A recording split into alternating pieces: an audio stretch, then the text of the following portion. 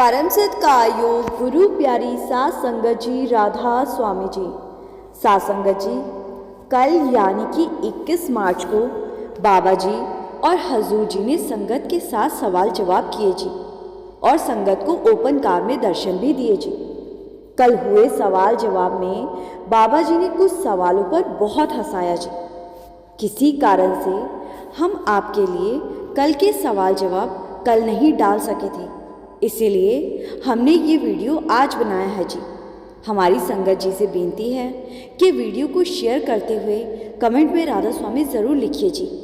आइए अब सुनते हैं कल 21 मार्च के सवाल जवाब जी। एक लड़के ने मजाकिया अंदाज में कहा, बाबा जी जैसे आपने भोजन भंडार चलाए हैं वैसे ही शादी भंडार भी खोल दीजिए जहाँ रिश्ते हो सके। बाबा जी हंस पड़े और बोले, बेटा ये तो ऐसा जाल है, एक फांसी का फंदा है, इसमें फंसने के बाद मुक्ति का सवाल ही नहीं उठता।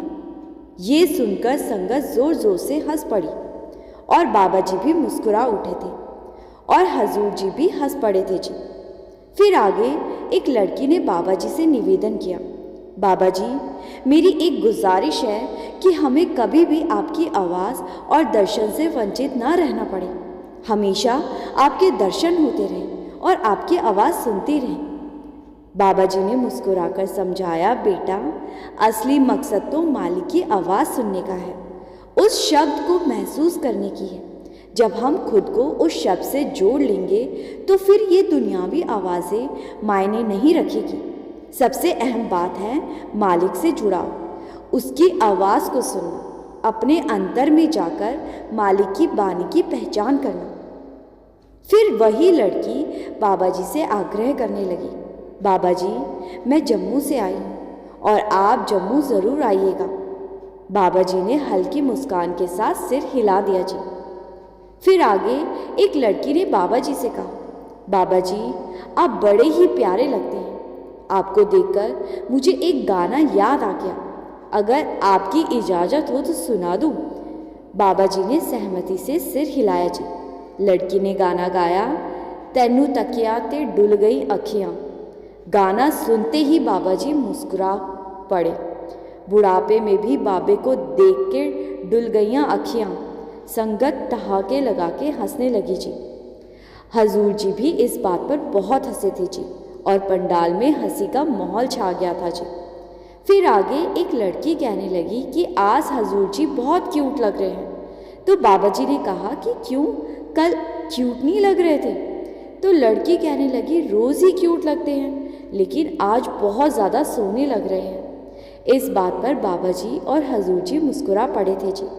इसके बाद एक लड़के ने सवाल किया, बाबा जी जब मैंने परमारथ के रास्ते पर कदम रखा था तब मैंने अपनी बुरी आदतें छोड़ दी थी, लेकिन अब वे आदतें फिर से लौट आई हैं।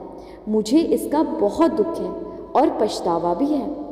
बाबा जी ने प्रेम से समझाया, बेटा आज हम जो भी कदम उठाएंगे हर एक कदम का, हर एक चीज़ का हिसाब देना पड़ेगा। जब सही और गलत का ज्ञान हो जाता है तो फिर कदम सोच समझकर उठाने चाहिए।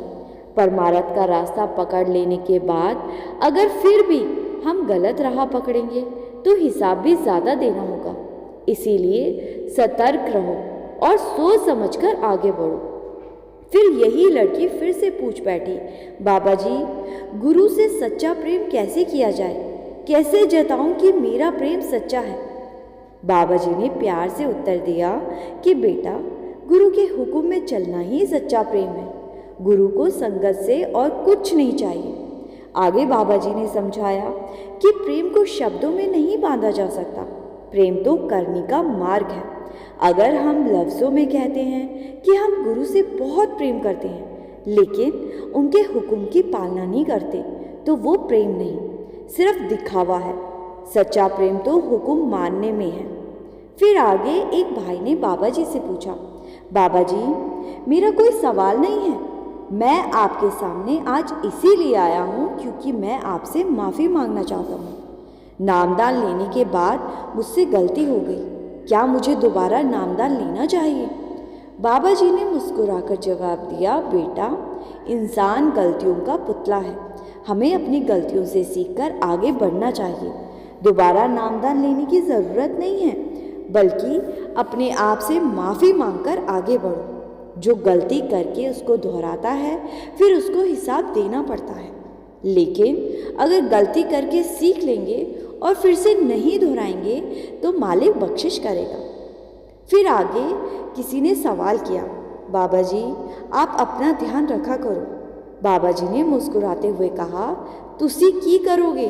फिर बाबा जी ने हंसते हुए कहा, तुसी मेरा ध्यान रखो, मैं तुहाडा ध्यान रखूँगा। साध संगत जी, यहाँ बाबा जी ने भले ही मजाकिया अंदाज में जवाब दिया, लेकिन जवाब में बहुत गहराई थी और बहुत सच्चाई थी। अगर हम बाबा जी के हुक्म में रहेंगे तो बाबा जी हमारा ध्यान ज़रूर रखेंगे।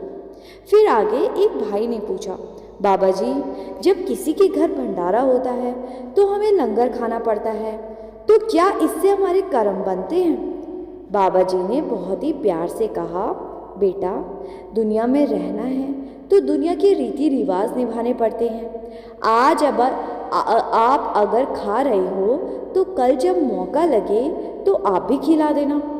फिर आगे एक भाई ने बाबा जी से पूछा, बाबा जी आपने मुझे बहुत कुछ दिया है, मेरे पास किसी चीज़ की कमी नहीं है, लेकिन कोई दो ऐसी बातें मुझे बताइए जिन्हें मैं हमेशा याद रखूं। बाबा जी ने प्यार से कहा, बेटा जीवन में हर काम सोच समझ के करना। अगर तुम अच्छा करोगे तो तुम्हारे साथ भी अच्छा ही होगा। जैसी करनी वैसी भरनी। इसीलिए सोच समझकर कदम उठाना, क्योंकि जो हम आज करेंगे कल को वो लौट कर हमारे सामने कर्म के रूप में ज़रूर आएगा। फिर आगे एक लड़की ने बाबा जी से कहा, बाबा जी मेरी शादी से पहले मुझे नामदान मिला था, लेकिन शादी के बाद मैं भजन सिमरन नहीं कर पाती। बच्चों और ससुराल की जिम्मेदारियों में उलझ गई हूँ। आप बख्शिश करो ताकि मैं फिर से भजन सिमरन कर सकूं। बाबा जी ने मुस्कुराकर कहा, बेटा इसके लिए तो आपको ही टाइम निकालना पड़ेगा। बाबा जी ने उदाहरण के साथ समझाया कि अगर कोई बच्चा पढ़ाई नहीं करेगा तो पास कैसे होगा। अगर मकसद में कामयाब होना है तो मेहनत ज़रूरी है। पारिवारिक जिम्मेदारियां भी निभानी हैं और मालिक के प्रति जो जिम्मेदारी है उसको भी निभाना है। फिर आगे एक लड़के ने बाबा जी से कहा, बाबा जी अब मैं 11वीं क्लास में हूँ। मेरे परिवार वाले चाहते हैं कि मैं मेडिकल की पढ़ाई करूँ, लेकिन मुझे खेल में बहुत ज़्यादा रुचि है। अब आप बताइए मैं क्या करूँ। बाबा जी ने मुस्कुराकर कहा, बेटा माँ बाप हमारे दुश्मन नहीं होते, वे जो भी सोचते हैं हमारी भलाई के लिए ही सोचते हैं। इसीलिए उनकी बात को ध्यान से सुनना चाहिए और उनके साथ बैठकर विचार करना चाहिए कि वे तुम्हारे भविष्य के लिए क्या बेहतर सोच रहे हैं। माँ बाप की राय सुनना बहुत ज़रूरी है, क्योंकि वो तुमसे बेहतर इस दुनिया को समझते हैं। फिर आगे एक भाई ने बाबा जी से पूछा, बाबा जी मेरे बेटे को अभी नामदान नहीं मिला है, लेकिन उसके ध्यान में बहुत मन लगता है। वो चाहता है कि वो मेडिटेशन करे और वो कोशिश भी करता है, और कभी कभी वो राधा स्वामी शब्द को सिमर कर मेडिटेशन करता है। तो क्या वो राधा स्वामी शब्द का सिमरन कर सकता है? क्या वो इस शब्द के सहारे ध्यान कर सकता है? बाबा जी ने कहा, बेटा सिमरन का मतलब है ध्यान को एकाग्र करना। अगर उसे इस शब्द का जाप करके अच्छा महसूस होता है तो वो इसे सिमर सकता है। मकसद तो ध्यान को केंद्रित करना है ना। इससे उसका मन और मजबूत होगा, उसकी नींव गहरी बनेगी। आगे चलकर जब उसे नामदान मिलेगा तब भजन सिमरन में उसे कोई परेशानी नहीं होगी। उसको ध्यान इकट्ठा करने की आदत पड़ चुकी होगी। इसके बाद एक लड़की ने बाबा जी से कहा, बाबा जी आपकी कृपा से मुझे नामदान तो मिल गया और मैं भजन सिमरन पर बैठने की बहुत कोशिश करती हूँ, लेकिन मुझसे भजन सिमरन नहीं हो पाता। मेरा मन नहीं लगता। बिना भजन सिमरन के मालिक से प्रेम कैसे करूं? कृपया मेरा मार्गदर्शन कीजिए बाबा जी। बाबा जी ने बड़े सरल भाव से समझाया, बेटा सिर्फ लफ्ज़ों में कह देने से मालिक से प्रेम नहीं होता। ज़रा सोचो, अगर तुम्हारे बच्चे रोज़ कहें कि वे तुमसे बहुत प्यार करते हैं लेकिन तुम्हारी परवाह ही ना करे, तुम्हें पूछे ना, तो तुम्हें कैसा लगेगा? हम सब भी मालिक के बच्चे हैं। अगर हम सिर्फ लफ्ज़ों में कहते रहेंगे कि हम तो मालिक से प्रेम करते हैं, तो क्या इससे मालिक खुश होगा? सच्चा प्रेम तो सेवा, समर्पण और भक्ति में झलकता है। मालिक से प्रेम करना है तो उसके बहाने में चलना होगा, मन लगे या ना लगे। भजन सिमरन में बिना नागा बैठना होगा। हमें जो ड्यूटी दी गई है, हमें उसको निभाना है। आगे सब मालिक की रज़ा पर छोड़ देना है। फिर आगे एक लड़की बाबा जी से मायूसी से कहने लगी, बाबा जी, मेरी शादी काफ़ी देर से हुई है, इसीलिए लोग मुझे ताने मारते हैं। वे कहते हैं तेरी तो शादी ही नहीं हो रही थी, तुझ में कोई कमी होगी। बाबा जी ने प्यार से समझाया, बेटा, दुनिया को खुश रखना नामुमकिन है और हम यहाँ दुनिया को खुश करने नहीं आए। हमें सिर्फ मालिक की परवाह करनी चाहिए, जिसकी खुशी के लिए हमने परमार्थ का रास्ता अपनाया। बड़े बड़े संत भी इस दुनिया को खुश नहीं कर सके। दुनिया का तो काम है बोलना, लेकिन हमें मालिक की खुशी का ख्याल रखना है। हमारा मकसद मालिक के साथ रिश्ता जोड़ना है, उसी को खुश करना है। दुनिया को कभी भी चुप नहीं कराया जा सकता, इसीलिए उसकी परवाह मत कीजिए। जिसने आगे चलकर साथ निभाना है, बस उसकी खुशी की चिंता कीजिए। फिर आगे एक भाई ने बाबा जी से पूछा, बाबा जी, हम अपनी काबिलियत को कैसे पहचानें? बाबा जी ने बड़े सहज भाव से जवाब दिया, जी बेटा, जैसे जैसे तुम बड़े होते जाओगे, तुम्हें खुद ही एहसास होने लगेगा कि तुम्हारे अंदर कौन सी काबिलियत है। पहले अपनी पढ़ाई पूरी करो, फिर धीरे धीरे समझ आ जाएगा कि तुम्हें आगे क्या करना है। अभी तुम्हें अपनी पढ़ाई पर फोकस करने की ज़रूरत है। फिर आगे इसी लड़की ने बाबा जी से एक शब्द गाने की इजाज़त मांगी, तो बाबा जी ने हाँ में सर हिला दिया। इस लड़के ने बड़ी प्यारी आवाज़ में शब्द गाया, गुरु मुझे अपना रूप दिखाओ। इसके बाद एक भाई ने बाबा जी से पूछा, बाबा जी, दया दृष्टि क्या होती है? बाबा जी ने मुस्कुराकर समझाया, बेटा, दया तो मालिक करता है, उसकी दृष्टि अंदर से मिलती है। जब मालिक की कृपा होती है, तब भीतर से उसका एहसास होने लगता है।